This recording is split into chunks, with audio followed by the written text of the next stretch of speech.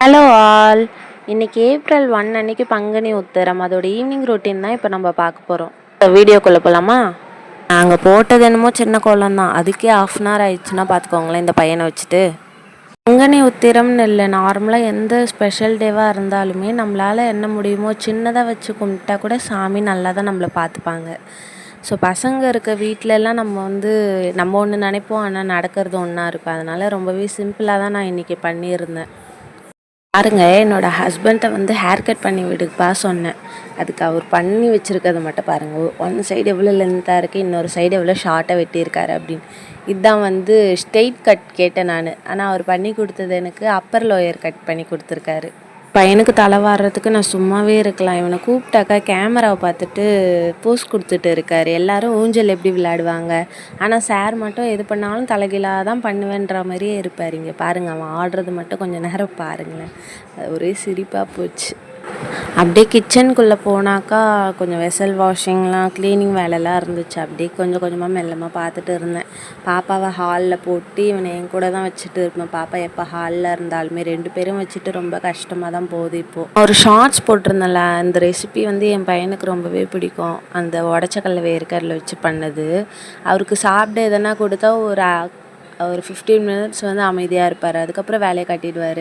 இப்போ இது சாப்பிட்டானா திரும்பி ஒரு பவுலில் போட்டு கொடுன்னு சொல்லி ஒரே டார்ச்சர் பண்ணுவான். இப்படி தான் போயிட்டு இருக்குது.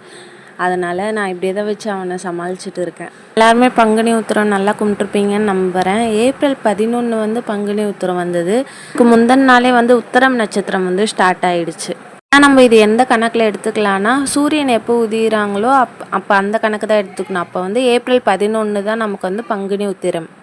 என்ன ஸ்பெஷல்னா, பங்குனின்றது 12ஆம் மாதம், உத்திரம்ன்றது 12ஆம் நட்சத்திரம். இது ரெண்டும் சேர்த்து வர்றதுனால தான் இது ரொம்பவே ஸ்பெஷலாக பங்குனி உத்திரம்னு சொல்லி நம்ம கொண்டாடுறோம். இந்த நாள் அப்போ எல்லா கோவிலுமே ரொம்ப ஸ்பெஷலாக இருக்கும்.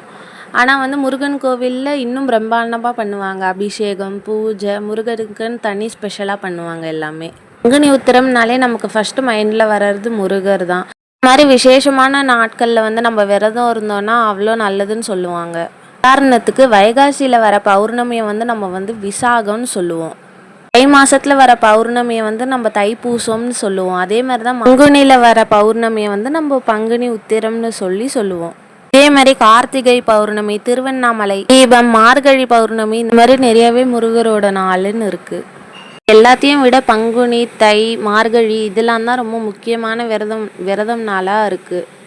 நம்ம உடல்நிலையை பொறுத்து அந்த அன்னைக்கு நம்ம எப்படி விரதம் இருக்க முடியும்னு நினைக்கிறோமோ அப்படி இருந்தாலே போதும். ஒரு வேளை சாப்பிடலாம், 2 வேளை சாப்பிடாம இருக்கலாம், 3 வேளை சாப்பிடாம இருக்கிறவங்களும் இருக்காங்க. இப்போ நான் ஃபீடிங் மதர், அதனால் என்னால் முடியாது. நார்மலாக நெய்வேத்தியம் வச்சு பண்ணலாம். அதேமாதிரி உங்களுக்கு வயசானவங்க, ரொம்ப உடம்பு முடியல அப்படின்னாலுமே நீங்கள் விரதம் இருக்கணும்னு அவசியம் கிடையாது. நீங்கள் சும்மா ஒரு வாழைப்பழம் வெத்தலை பாக்கு வச்சு கும்பிட்டா கூட நல்லது தான். இன்றைக்கி சாமிக்கு நெய்வேத்தியமாக சக்கரை ஒரு அழகாக அரிசி எடுத்தேன். அதனால் அரிசி கழுவின தண்ணியை அதை நம்ம கீழே ஊற்ற வேணாம், அதை வச்சே நம்ம இன்றைக்கி பண்ணலாம். எந்த பாத்திரம் எடுக்கிறீங்களோ அது ஃபுல்லாக வைக்கிற மாதிரி தண்ணி வச்சுருங்க. அது கொதித்ததுக்கப்புறம் தான் நம்ம அரிசி போடணும். அது கொதித்ததுக்கப்புறம் இந்த தண்ணியை கொஞ்சமாக எடுத்து வச்சுக்கோங்க. லாஸ்ட்டாக நமக்கு தேவைப்படும். இதை வச்சு தான் நம்ம இன்றைக்கி சக்கரை பொங்கல் செய்ய போகிறோம். நல்லா கொதித்ததுக்கப்புறம் அரிசியை நல்லா கழுவி வச்சுருக்கீங்களா, அதை அதுக்குள்ளே போட்டுட்டு நல்லா பொங்க விட்டுருங்க. அரிசி நல்லா வெந்தால் தான் நல்லாயிருக்கும். சைடில் கொஞ்சமாக நான் நெய் ஊற்றிட்டு முந்திரி பருப்புலாம் வேக வச்சுட்டு இருந்தேன். இவனை வச்சுட்டு இப்படி தான் டெய்லி சமையல் கூட இப்படி தான் பண்ணிகிட்டு இருக்கோம். வீட்டில் நீங்களும் இந்த குட்டீஸ்லாம் வச்சுட்டு எப்படி சமாளிக்கிறீங்கன்னு சொல்லி கமெண்ட்டில் சொல்லிட்டு போங்க. இவன் தான் இப்படி இருக்கானா, இல்லை எனக்கு மட்டும்தான் இப்படி நடக்குதா, இல்லை எல்லார் வீட்லேயும் இப்படி தான் இருக்குதானோ எனக்கு தெரியல. ஆனாலும் இவன் ரொம்ப ஹைப்பர் ஆக்டிவ். இவன் ப்ரெக்னெண்ட்டாக இருக்கும்போதே ஸ்கேன் அப்போ சொன்னாங்க ரொம்ப ஹைப்பர் ஆக்டிவ் இவன் அப்படின்னு. அப்போல்லாம் நமக்கு புரியாதில்ல, ஏதோ கொஞ்சம் ஜாலியாக எடுத்துப்போம். ஆனால் இப்போ தான் தெரியுது இவன் ரொம்ப படுத்துகிறான் அப்படின்னு. இந்த மாதிரி இவர் கூட சாப்பிட எதனா கொடுத்தாலே கொஞ்சம் அமைதியாகிடுவான்.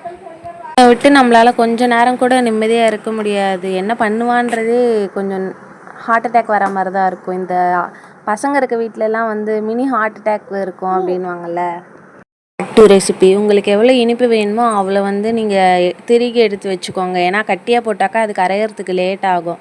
அதனால் திருகி வச்சதை கொஞ்சமாக அரிசி வெந்ததுக்கப்புறம் அதில் கொஞ்சம் கொஞ்சமாக சேர்த்து நல்லா கிளறி விட்டுருங்க. லாஸ்ட்டாக ரெண்டுமே நல்லா கொஞ்சம் கட்டி பதத்துக்கு வந்ததுக்கப்புறமா நம்ம வறுத்து வச்சுருக்க நெய்யில் முந்திரி திராட்சை போட்டுருங்க. இது வீட்லேயே அம்மா நெய் எடுத்ததுனால அது கொஞ்சம் பொங்கன மாதிரி தான் வரும்.